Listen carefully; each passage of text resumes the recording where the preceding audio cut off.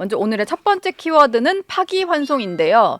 원래 대담을 준비할 때 이 선고기일이 잡히기 전이어서 이런 얘기를 좀 나눌지 몰랐는데 오늘 있었던 대법원의 전원합의체 선고 결과부터 좀 얘기를 해보겠습니다. 대법원이 2심 선고 36일 만에 이재명 대표의 선거법 위반 사건에 대해서 파기환송, 이게 유죄 취지 파기환송을 결정을 했잖아요. 대선판을 아주 요동치게 할 변수가 생긴 것 같아요. 어떻게 보셨나요? 굉장히 당황스럽습니다. 예. 왜냐하면 저도 대법원이 이런 판단을 내릴 줄은 잘 몰랐고요. 그런데 어쨌든 그만큼 2심 판단 때 예측과 또 달랐던 것이 이렇게 또 반전을 낳게 된 것이 아닌가. 저는 정치의 사법화라는 측면에서 이런 것들을 좀 경계하지만 네. 한편으로는 이 상황이 발생하니까 사법의 정치화도 이제 우려해야 되는 거 아닌가 예. 그런 생각입니다. 1심과 네. 2심과 3심이 다 엇갈려 난 거잖아요. 네. 저는 이렇게 법체계의 안정성이 떨어져서야 저는 국민들의 걱정이 커지지 않을까 생각합니다. 근데 대법원 판결이 일단 파기환송이잖아요. 그럼 서울 고법에서 또 결론을 내야 되는 거고 지금 뭐 대선 전에 그러면은 고법의 판단이 나올 거냐부터 해서 여러 가지 좀 논란거리들이 남아 있는데 김진 위원이 보시기에는 이게 전에 결론이 좀 나올 수 있을까요? 대선 전에? 결론이 못 나오죠. 그리고 결론이 나온다 해도 이재명 후보 측에서 재상고를 하면 예. 또 시간이 걸리기 때문에 이미 대통령 선거 전에 사법적인 문제는 이걸로 끝난 겁니다. 그리고 제가 판단할 때는 대법원도 상당히 정치적인 고려를 할 수밖에 없어요. 예. 이런 특히 대통령 후보와 관련된 선거와 관련된 사건에서는 저는 조희대 대법원장이 윤석열 대통령이 임명한 대법원장이잖아요. 네.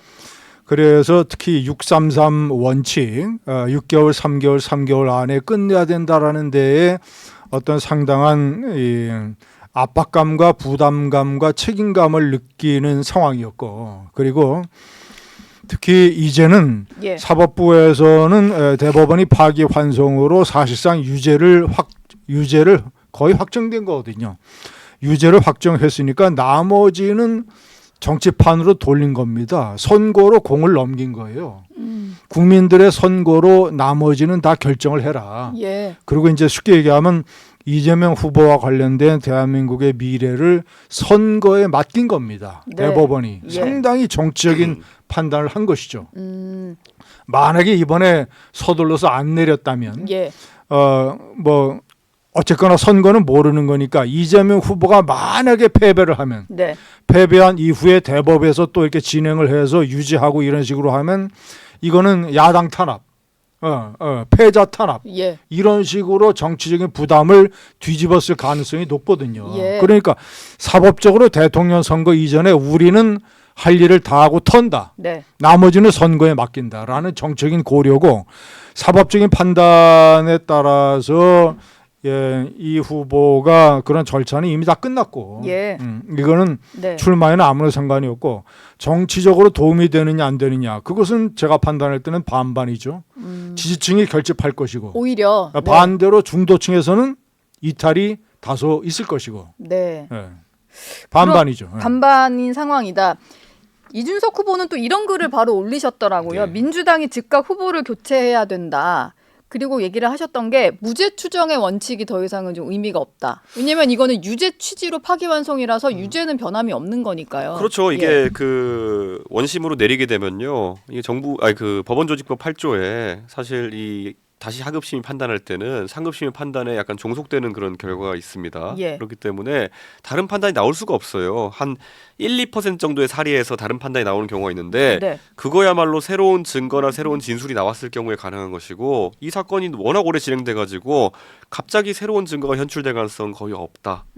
그렇기 때문에 이것은 사실상 유죄 판단이 맞다. 예. 99.999% 정도 순도로 네. 유죄 판결이다. 이렇게 근데 봐야죠. 그런데 다른 측면이 예. 있죠. 그러니까 어떤 측면일까요? 우선 첫째는 2심에서 다시 판결을 내린다 하더라도 예. 유죄 판결을 내리면서 벌금 100만 원 미만으로 때리게 되면 그렇죠. 그러면 피선거권이 그대로 유지가 되는 거예요. 네. 그러니까 출마는 가능한 거죠. 대법원에서 유죄 취지로 파기환송을 했다고 해서 이재명 후보를 교체해야 된다라는 거는 법리적으로는 조금 아직 좀 약간 예. 좀 여지가 있죠. 네. 그것은 그러니까 예. 2심이 어떤 판결을 낼지 모르는 거예요. 네. 유죄를 다시 재확인하면서도 벌금 100만 원 미만이면 이재명 후보는 아무 문제가 없는 것이죠. 예. 그러니까 이미 보십시오. 170석을 가진 제1야당의 대통령, 제1야당도 아니죠. 지금 제1정당이죠. 예. 여당이 없으니까. 없으니까요.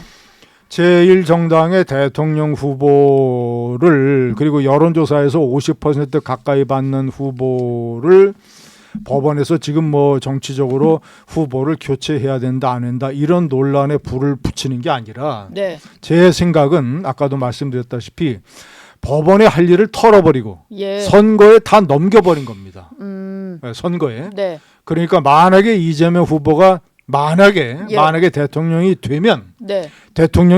그 다음서부터는 정치판과 선거판으로 해서 봐라 우리는 최종적으로 국민의 심판을 받았다. 네. 이런 식의 논리가 이재명 후보 측에 가능하도록 만들어 버린 거예요.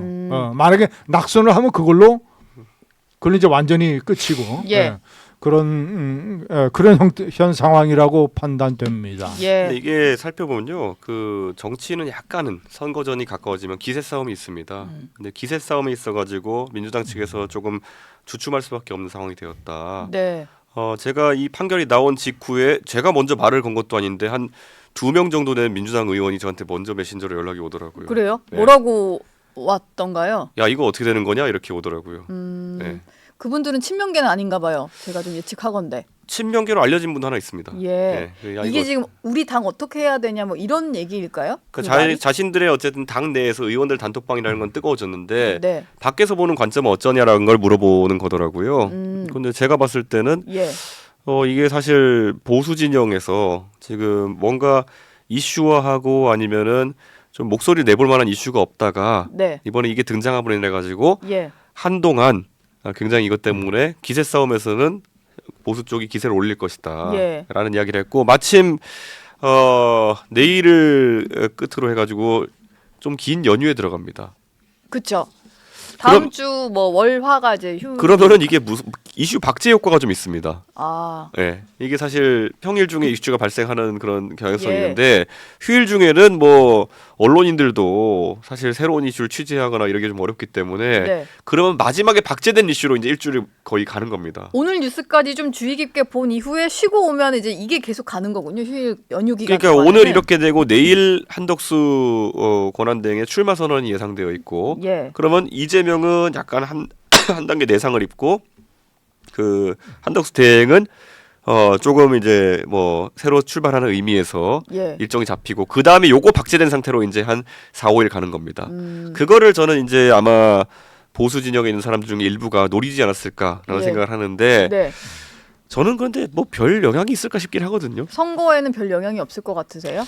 이게 우리가 자꾸 경중을 따지게 되면 지금 여기 지금 이 극장의 상영 제목으로 걸려 있는 거는 네.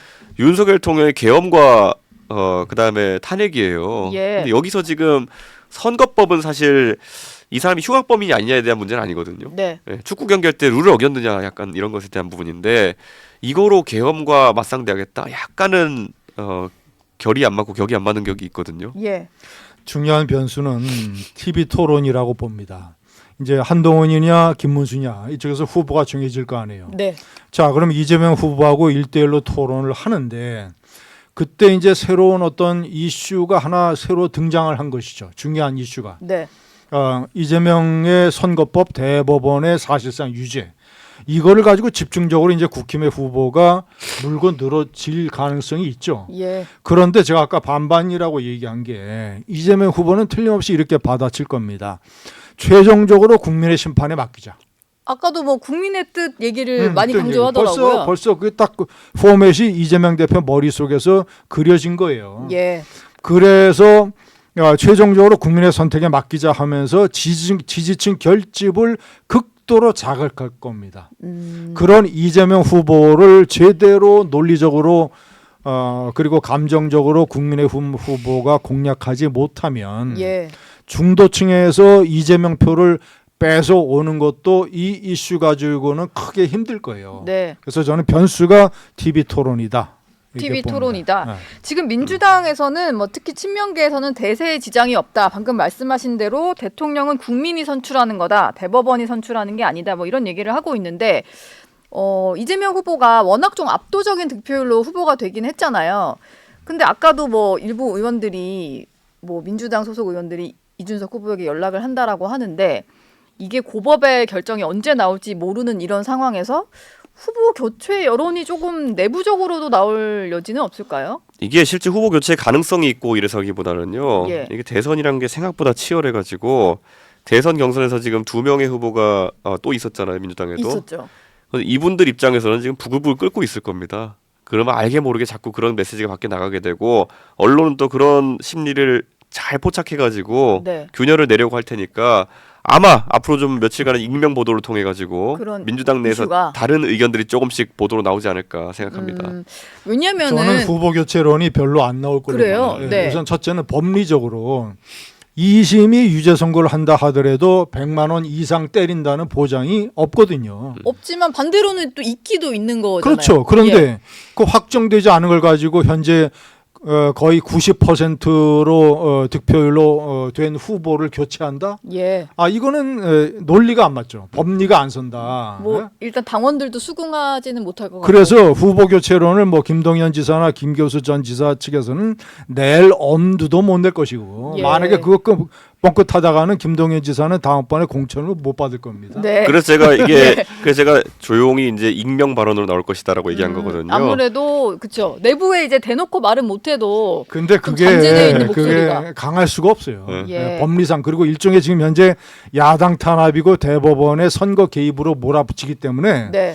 이런 분위기에서 무슨 후보 교체론 저는 별로 미약할 걸로 봅니다. 그러면 실제로 어떤 당내의 목소리가 나오고 그렇다기보다는 어찌 보면은 이제 보수 진영에서 선거 프레임이나 선거 공세할 게 별로 없었는데 이걸로 할 수 있는 거네요. 약간 불안정한 후보다 이런 식의 할 공세를 수는 할수 있고 있으니까. 아마 제가 뭐 예측하기로는 그 긴 연휴 내내 예. 아마 우리는 채널 A 방송에서 방송 지분의 한 40% 정도를 여기 할애해가지고 이 패널 바꿔가면서 얘기로? 계속 네. 이 얘기만 할 겁니다. 근데 아까 말했던 그게 영향이 있을지는 제가 봤을 때는 좀 제한적이라 보는 거고요. 예. 아까 뭐 김진미 의원 말씀대로라면 지지층은 더 결집할 수 있으니까 오히려 그렇죠. 더 결집할 정도가 없어요. 그런데 지금 저 정도면은 거의 이미 다 뭉쳐 있어요. 대바지 수준 다 끌어올린 겁니다. 예. 그렇기 때문에 저 이상 갈 것 같진 않은데 말씀대로 중도층에 있어가지고는 네.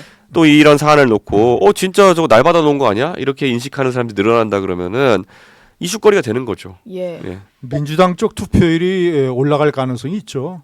아 오히려요.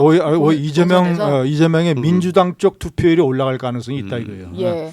지금 현재 전 의원들을 지역구로 보내서 이번에 투표율과 득표율을 다음번 공천에 반영한다고 했잖아요. 예. 그 정도로 현재 투표율에 자극제를 주고 있는데 거기에 이것이 하나의 불쏘시개 역할을 할 수 있다. 예. 그래서 지지층 결집의 효과는 틀림없이 있을 것이고 네. 반면 중도층에서 국민의힘에서 이것을 어떻게 공략하느냐에 따라서 중도층의 표심이 영향을 받을 수가 있는데 네.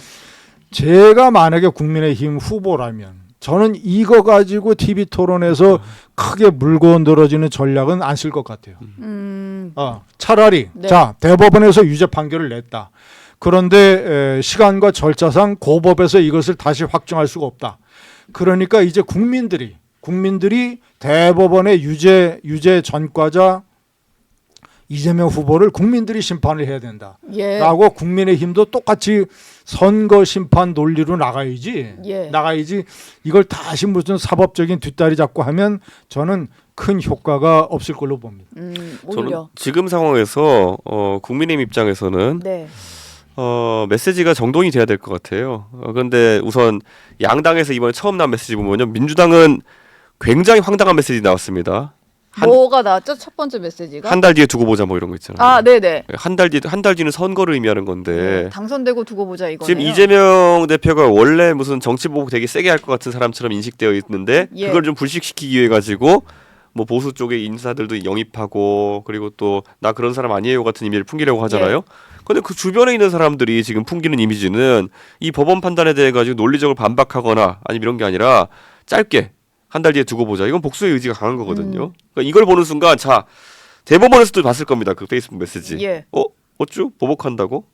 저는 이런 것들이 굉장히 민주당에게 불리하게 동작할 수가 있다. 물론 네. 법원이 이걸 보고 또 열받아가지고 뭐 다른 걸 하겠다는 그런 취지가 아니라 이 판단을 바라보는 많은 국민들이 봤을 때 야 아무리 그래도 그렇지 자신에게 불리한 판결이면은 예. 저런 식으로 보복 의지를 드러낸단 말이야. 음. 이건 다시 한번 이재명 대표의 그런 뭐랄까요?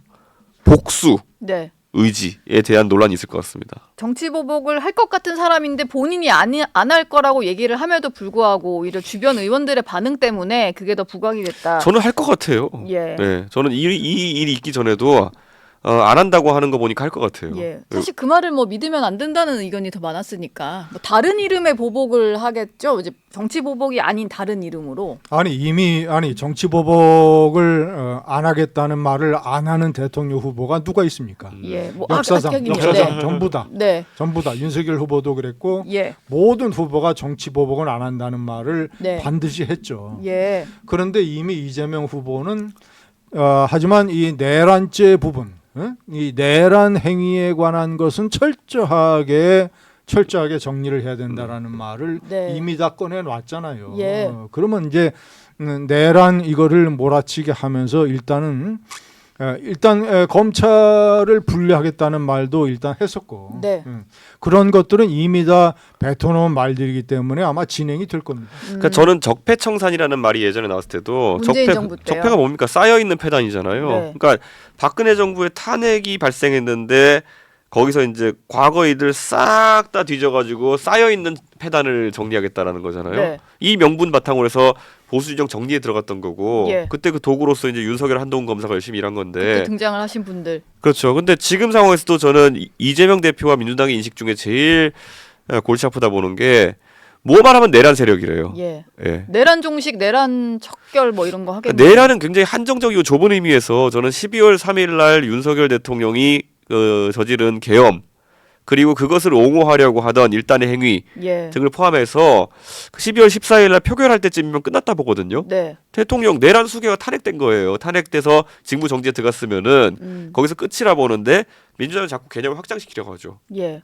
내란 세력이 아직 준동하고 있다. 지금 조희대 대법원장도 내란으로 좀 같이 묶는 것 같던데요, 민주당에서는? 아니 대법원에 혼자 앉아있던 분이 무슨 내란을 한다는 거예요. 그러니까 내란이라는 것은 아주 구체적인 개념이고 예. 조희대 대법관 같은 사람을 대법원장 같은 사람을 내란 세력으로 엮는다는 거는 진짜 어디에 앉아있는 누구나 엮을 수 있다는 얘기예요. 예. 그러니까 이게 되게 위험한 거죠. 적폐청산이 그때 물론 윤석열 한동훈 검사라는 사람들이 이상한 방식으로 진행한 것도 있지만은 네. 1000명 가까운 사람을 수사했다는 거죠. 예. 예.